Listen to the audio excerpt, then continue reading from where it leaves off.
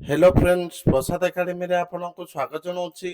देखंतु Odisha state selection board तरफ junior assistant recruitment को लेकिन आपण मान भिडियो रे गोटे इंपोर्टेंट अपडेट रही तो कौन रही से अपडेट चलतु डिटेल रे देखा।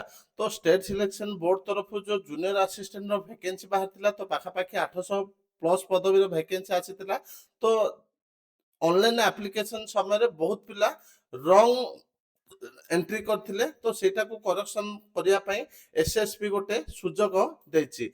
तो देखंतु आपण माने एटा देखि पारथिबे जोटा कि डेट होछि 17/7/2026 रो the state selection board Odisha has invited online application from eligible candidate for recruitment to the post of junior assistant junior clerk to different institution under advertisement number दिया देछि 1/2026 डेट हला 9/3/2026।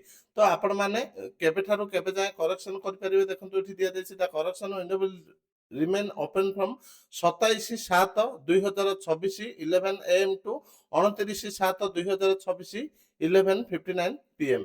तो आपण माने 27 टू 29 जाय करेक्शन कर परिबे जहां भी आपण भूल देछंती सेटा को गोटे थर करेक्शन कर परिबे। तो एटा गोटे भलो सिस्टम देला जोटा कि एसएसपी फास्ट थर पाए तो आपण माने जहां भी भूल करछंती सेटा को करेक्शन करि नियंतु। ता सहित जो माने एसएसबी पाए पीडीएफ मॉक टेस्ट हो किबा आपण माने एप्लिकेशन रे दबा पे चाहछते एप्लिकेशन रे दबा को चाहतले प्रसाद एकेडमी एप्लिकेशन डाउनलोड करके मॉक टेस्ट परचेज कर परिबे। जदि आपण माने पीडीएफ किबा हार्ड कॉपी चाहछते ताहले आपण माने एठी कांटेक्ट नंबर दे देछे नंबर को कांटेक्ट कर परिबे।